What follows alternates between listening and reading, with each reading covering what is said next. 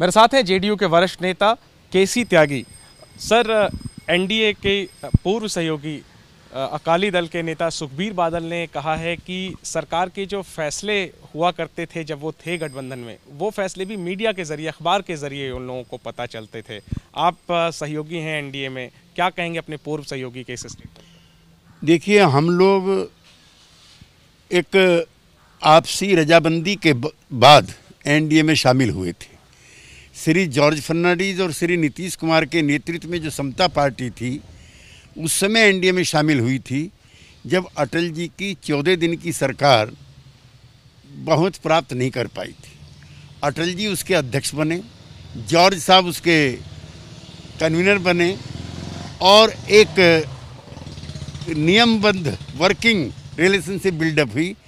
जो असहमति के मुद्दे थे उनको नहीं उठाया जाएगा, इस पर हमारी पार्टी उनके बीच में रजाबंदी बनी।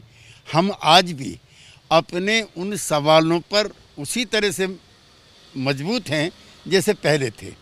आर्टिकल 370 पर हमारी अलग राय थी, हम लोगों ने सरकार के साथ वोट नहीं किया। उसके बाद एनआरसी पर बिहार के मुख्यमंत्री और हमारे अध्यक्ष कह चुके थे कि बिहार में एनआरसी लागू नहीं किया जाएगा। यूनिफॉर्म सिविल कोड पर श्री नीतीश कुमार लॉ कमीशन के चेयरमैन को चिट्ठी लिख करके अपना ऐतराज़ जता चुके हैं। इस पर व्यापक विचार विमर्श की आवश्यकता है। हमारा कोई गैर वैचारिक गठबंधन नहीं है, हमारा वैचारिक गठबंधन है। इसलिए हमारे सवालों की जो प्रखरता है अन्य दलों से भिन्न है। लेकिन सुखबीर बादल ने कहा, क्या आप लोग भी गठबंधन में ये महसूस करते हैं कि फैसला हो जाता है और बाद में पता चलता है, या आप लोगों से हर अहम फैसले पर पहले बातचीत होती है गठबंधन? नहीं, गठबंधन के अंदर की चीज़ें मैं सार्वजनिक तौर पर नहीं कह सकता। मैंने अपनी पार्टी का स्टैंड आपके सामने रखा है। आप लोगों का अनुभव सुखबीर बादल के अनुभव से भिन्न है? नहीं, मैं इस पर कोई टिप्पणी नहीं करना चाहता, लेकिन एनडीए 1-2 और एनडीए 3-4 की परिस्थितियाँ अलग अलग। ठीक है, एनडीए पर ही सवाल करूंगा सर, लेकिन बिहार चुनाव को लेकर, बिहार चुनाव में एनडीए का जो रूपरेखा है सीटों को लेकर के, वो कब तक स्पष्ट हो जाएगी? क्योंकि अब तो नॉमिनेशन भरने की तारीख शुरू होने वाली है। देखिए, प्रक्रिया जो सीटों के बंटवारे की है वो नॉमिनेशन से पहले ही समाप्त होती है। ये पुराने अनुभव बताते हैं। हमारे और भाजपा के बीच में लगभग रजाबंदी है। हम पुराने साथी हैं, विश्वास के रिश्ते हम लोगों के बीच में हैं और पहले भी 4 चुनाव हम इकट्ठे मिलकर के लड़ चुके हैं। इसलिए हमारे भाजपा के बीच में सीटों को लेकर कोई टकराट नहीं है। आखिरी में सर, हाथरस में जो घटना दर्दनाक सामने आई है, एक दलित गैंगरेप पीड़िता की आज दुर्भाग्यपूर्ण मौत हो गई दिल्ली में, काफ़ी आक्रोश है इसको लेकर के, क्या मांग करेंगे आप जेडीयू की तरफ? नहीं, मैं निर्भया कांड से भी ज़्यादा व्यथित हूँ इस घटनाक्रम को देख करके कि जो पीड़िता है वो बेबस और लाचार वर्ग से आती है।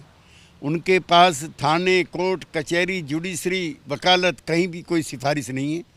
लिहाजा निर्भया कांड से भी ज़्यादा मुस्तैदी के साथ पुलिस के विरुद्ध भी कार्रवाई होनी चाहिए, जिनके कार्यकाल में इस तरह की घटनाएं होनी चाहिए। कोई अधिकारी नहीं बचना चाहिए, नंबर 1। नंबर 2, हरिजन एक्ट को और इफ़ेक्टिव बनाया जाए ताकि इस तरह की घटनाओं की पुनरावृत्ति ना हो।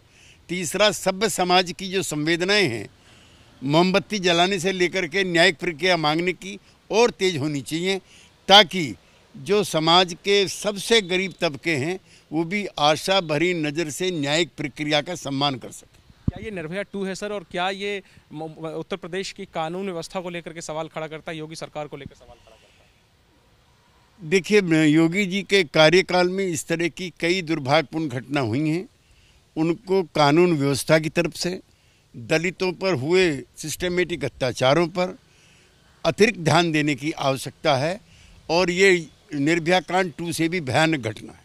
शुक्रिया बात करने के लिए। कैमरामैन डीसी मंजू के साथ Jainendra, ABP news, Delhi. ABP news आपको रखे आगे।